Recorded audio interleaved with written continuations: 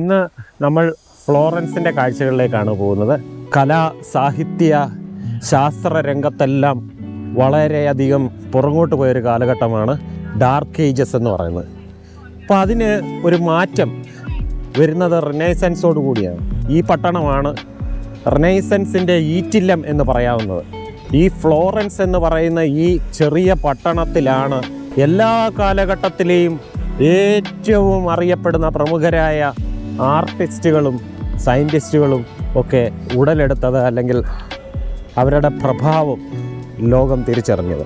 Leonardo da Vinci, Michelangelo, ഡൊണാറ്റല്ലോ, ബോട്ടിച്ചെല്ലി, അങ്ങനെ എത്ര ഉന്നതരായ കലാകാരന്മാർ, ഇവരൊക്കെയാണ് ഈ റിനൈസൻസ് എന്ന് പറയുന്ന ഈ വലിയ പ്രസ്ഥാനത്തിന് അല്ലെങ്കിൽ നവോത്ഥാനത്തിന് തുടക്കം കുറിച്ചവർ. അവരുടെ കാൽപാദങ്ങൾ പതിഞ്ഞ മണ്ണാണിത്.